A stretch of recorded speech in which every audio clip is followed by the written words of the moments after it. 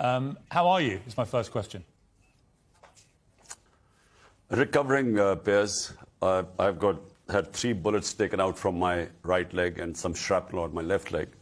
So one of the bullets has fractured my shin bone. So that would take a bit of time. But I'm recovering.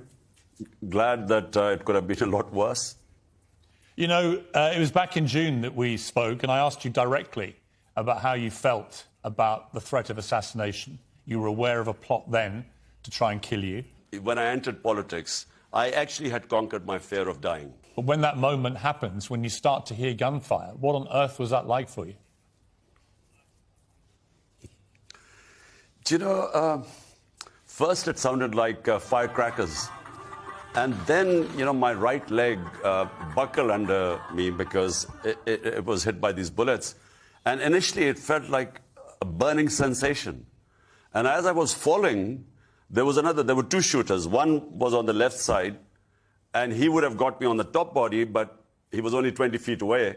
So this very brave person in the crowd went after him and went for the gun. So the gun went down, you know, this pistol, which was on automatic. And when it went down, it hit my leg. So when I fell, there was another shooter in front, and when he fired, the bullets went over me. So as I was falling, these bullets were going over me. Only you, Imran, could be slightly smiling as you tell this story. I mean, to me, this sounds utterly horrifying. This is 2 people trying to kill you. It was a plot. Look, Piers, I told you when I spoke to you in June that there was this plot. Why did they want to kill me? Because when the whole conspiracy to change my government and this regime change, they expected that the party would just wither away or it'll take years for it to recover. In fact, what happened was that unprecedented public reaction. And you had millions of people coming on the streets the next day to protest against the regime change. So I think from then onwards, what they expected was that my popularity or my party would go down. In fact, it went up. That's when my life came in danger. So there was a first plot, 4 people decided to bump me off. I found out, because remember, I was head of the intelligence agencies for 3.5 years when I was the Prime Minister. So I named those people in a video and announced that if anything happens to me, these 4 people would be exposed. They're powerful people. And then because of that, it protected me. But then the party became even stronger. 75% of all by-elections were swept by my party against all the parties put together. So 11 parties on 1 ticket and my party on, and we got 75% of the election. So that's when the second plot came in. Now this plot was to have me bumped off by a religious fanatic, and it would be that I had committed blasphemy. So this plot started in September. And I found out, again, how I find out is from within the intelligence agencies, because people are appalled by what is going on here. So I found out. I again went on the media, on public rallies, 2 public rallies on 24th of September and 7th of October, and said that they are preparing the grounds, and it was a media first which prepared the ground, and I know who was behind it. And then they would have exactly what happened to me. Someone would claim I'm a religious fanatic, he's offended my sensitivities about religion, and he would shoot me. So this was, again, it's on record. The whole script I announced in 2 public rallies. And that's what happened. That's what they did. Imran, notwithstanding the fact that you had these threats on your life, to actually go out and face big crowds week in, week out, month in, month out. You know, I know you from your past as a fearless cricketer. This is a whole different world, thinking that somebody may be there wanting to take your life. How did you deal with that? How did it make you feel? Because when they imposed this a government of crooks, and let me tell you, the whole country knows it's a government of 2 families who've been stealing money from this country, who've been in jail, there are books written on their corruption. I came into politics to fight these 2 families. So when they brought them back through a conspiracy and imposed them on us, I decided that I was not going to sit at home. And that's when I went out in the public. And for 6 months, I was campaigning. Now, during these 6 months, frequently I would get this message that, you know, there's going to be bomb blast or your suicide attacker or your life is at threat. And so I took a conscious decision. Do I accept these crooks to rule over us just because my life is at threat? Or should I believe, as I believe in God, as a Muslim, that life and death is in his hands? So I took a decision. I said, look, whatever happens, I know that there's these big guns are threatened, this, what should I say, mafias are threatened. And the more my party got popular, the more we sort of swept the by-elections, the more danger to my life. Now, when the first plot, which I mentioned earlier, the second plot was, you know, I knew, as I said, in a public rally, I spoke about it. Now, as I was falling, when the bullets hit my leg and I fell and these bullets went over my head, and then I felt my body, because when the shooting stopped, I felt sort of and I felt my leg was hit, it was numb, but I checked my top body. Then I realized that the Almighty had saved me. Because there's no way I should have been saved, because there were two shooters, one very close, 20 feet, the other one right in the building in front. There's no way I should have survived it. But, you know, it reinforced my faith in the Almighty. I mean, it was an astonishing escape. You know, by all, you know, if you look at the footage, you just assume that in that scenario, your chances of survival are very small. You know, Piers, this guy, I mean, the hero, there are two heroes that saved me.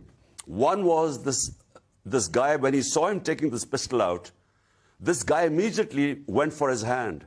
And, you know, when he tried to grab the gun went down, and that's how I was saved. Because I would have got all the bullets on my top body. So they went at my legs. And then, you know, this other guy also tried to... He had two magazines still. So if this guy hadn't intervened, the guy would have fixed two magazines and kept shooting. And then, you know, when the other guy hit us, because it hit my leg, I collapsed. So the bullets went over my head. In slow motion, I felt, and I honestly, even when I was lying there with these three bullets, I felt I'd been saved. I mean, truly remarkable. The first guy who raced to your rescue, who you can see in the pictures, pushing the shooter's gun up. And then the second guy you see trying to run towards him. Then as he pushes him away, he falls over, and very sadly, it transpires he lost his life. This man really gave his life to save you. How do you feel about him? He had come to this rally with his two kids. And so he, with two kids there, he went for the gunman who shot him in the face. Now, that was really tragic. I mean, that really touched not just me, the whole of the country. Because there was this picture of him lying dead and his kids sitting either side trying to wake him up. You know, it was, I think that was probably the most awful sight I've seen. So I called his family, met his kids, and we have decided to take care of them for the rest of their lives. Yeah, I mean, I think that's a very honourable thing to do. Remarkable courage they showed. You also, Imran, you have kids back here in the UK, and your ex-wife Jemima was on Twitter saying how relieved they all were to see that you'd survived this. But, you know, in those moments, you must also, you're a father. You know, what were your thoughts once you knew you'd survived about your sons? Did you want to speak to them quickly? Because obviously they would hear about it perhaps before you could even talk to them. I did. Well, you know, I was driven from there. Almost took me 2 hours to get to the hospital, which I built, you know, which is the best, for me, the best hospital in Pakistan, because 3 times I've been treated there, and I'm quite scared of needles and stuff like that. So I went to the hospital, 2 hours drive. The moment I got there, then I spoke to my sons. And of course, I spoke to my wife, both of them. My wife actually was remarkable. You know, you know, the fact that I was saved, she was quite relieved. But my boys were sort of quite worried, and I hope to see them soon. I mean, are they keen for you now to stay out of the public eye? I've got 3 sons in their 20s. I would imagine if something similar happened to me, the first thing they would want is an assurance from their father that I wouldn't be putting myself over the parapet. I know you, and I know how committed you are to this. I'm sure you want to continue. But is that on your mind, your sons, and how they feel? My sons, when they were younger, I'm talking about my older son was very sensitive. So when they were about 8, 9 years old, my older son, that's when he used to worry a lot, and he always wanted me out of politics. But, I feel that, we human beings have a responsibility to our society. And this is the spiritual way of life. There are two ways. One is material yourself, the other is the spiritual. And some 30 years ago, when I went on the spiritual path, that's the only reason I came into politics, because I realized I had a responsibility, being so privileged in this country. So therefore, you have to have faith.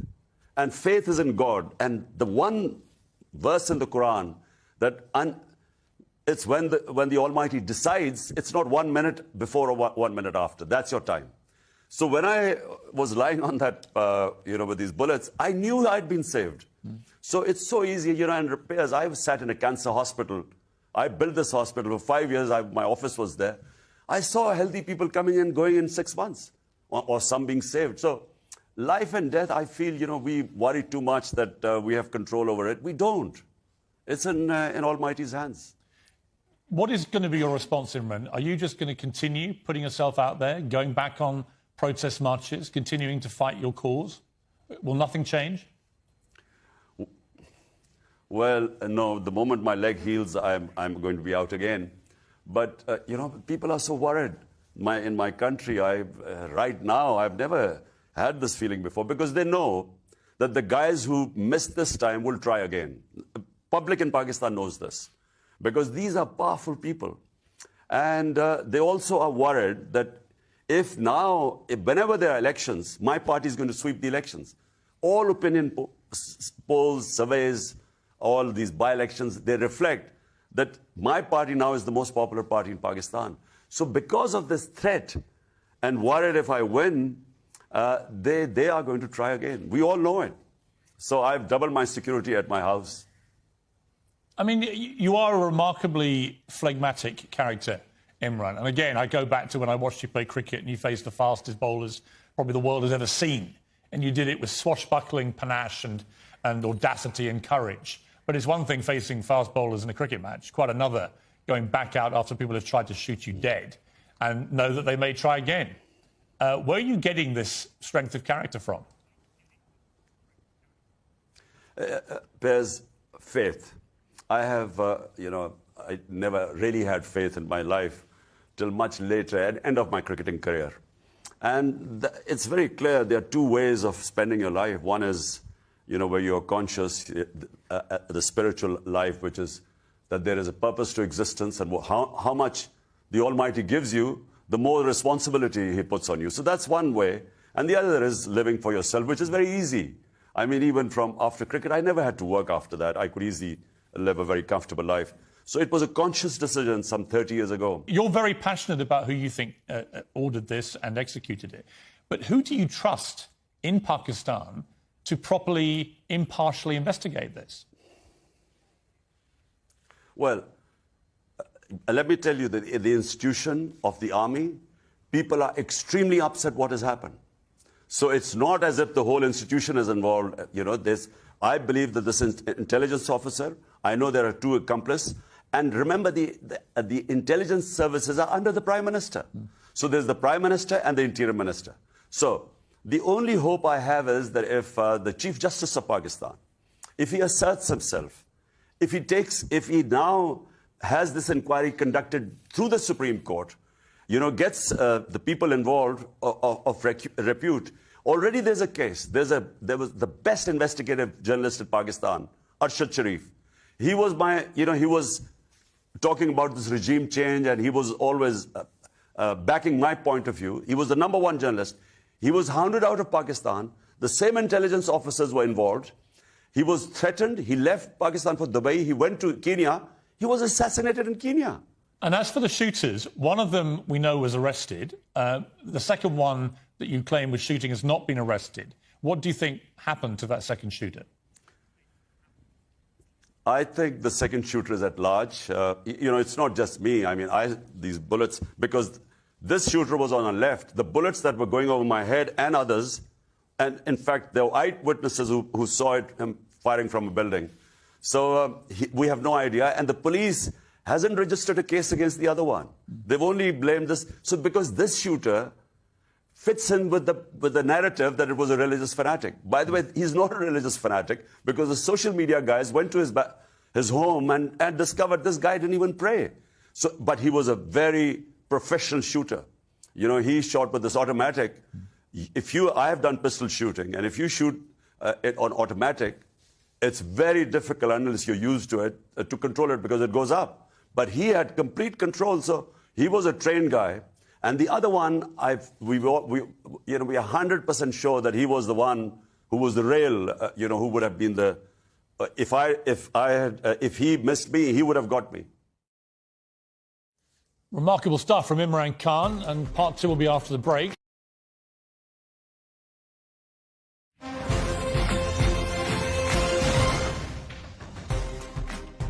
Well, welcome back. In my second half of my exclusive interview with Imran Khan, we talk about British Prime Minister Rishi Sunak and what the first Hindu British PM says about modern Britain. And a warning, there's some strong language here.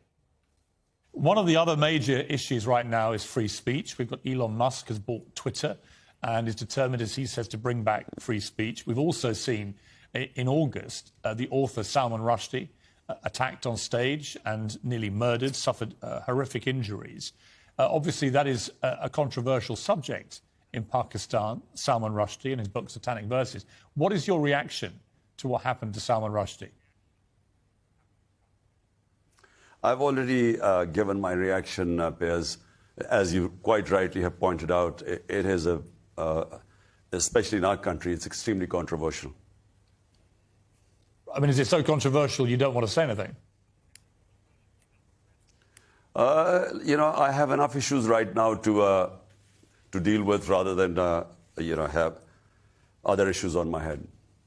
I mean, I hear you and I understand it, but there were a lot of people who obviously would have felt that free speech should mean free speech, that what happened to Salman Rushdie was a consequence of a fatwa being put on him and somebody then executing that fatwa. Piers, look, I've commented on that issue, and there was a big backlash because people don't understand this, and I'm talking about where I'm sitting right now. So where you are from, I understand your point of view, but where I am, it is just going to cause, as it did before when I commented on it. So let me just pass on this. I mean, just as a final observation, you mean that it would put your life in even more danger should you continue to comment on it? Look, I have enough challenges already. I understand.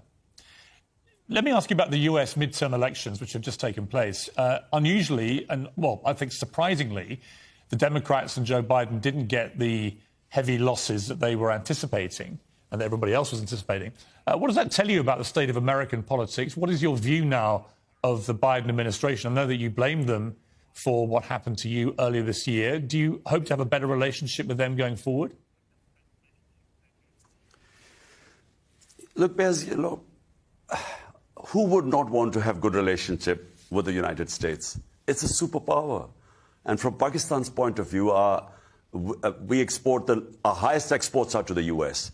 And the most powerful and the richest Pakistani expatriate community are the Pakistani American in the US. So, it's unthinkable that you would not want to have good relationship with the US. There's only one issue I have. Pakistan and US relationship has been like a transactional master-slave relationship. When Pakistan is needed, we serve a purpose and then and we degrade ourselves. By the way, I don't blame the US that much. I think we allow ourselves to be used like a tissue paper. And it's humiliating as a Pakistani that, we got independence the same time as India. India has, a very dignified relationship with the US. Every country wants to protect its interests. India stands for its interests. But what Pakistan has done is we've been like slaves. We've been used, like, for instance, the war on terror. Pakistan had nothing to do with 9/11. We were the head of our state claimed that they were forced into this war by the US because the US would bomb us into Stone Age. We ended up losing 80,000 Pakistanis in a war that had nothing to do with us. So that's what I object to. I want a relationship like India has with the US. We have in the UK now the first Prime Minister who's come from an Asian background, Indian heritage, Rishi Sunak. You spent a lot of time in the UK. Were you surprised by that? Were you pleasantly surprised that we've finally gone for a non-white Prime Minister? I am surprised because, what I had, and I remember I went there as an 18-year-old, and then there were these skinheads around, and they would beat up anyone Asian. They would beat them up and call them Pakis. So I saw that, the beginning, and racism was very obvious at that time. As a cricketer, as a young cricketer, I used to feel racism in county cricket.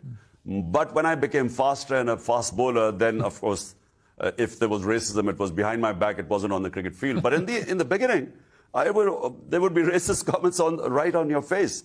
But I saw the change take place. But I must confess, I never thought that a day would come and Britain would be ready for an Indian origin Prime Minister. And I think it's very positive. He's a massive cricket fan. He goes and has nets at the Oval. I said, are you a defensive batsman? He went, absolutely not. Front foot. Very much in the Imran Khan category of batsman by the sound of it. Are you comforted that we have a leader in this country who's a cricket fan? I always think they're on a different level of human being, superior.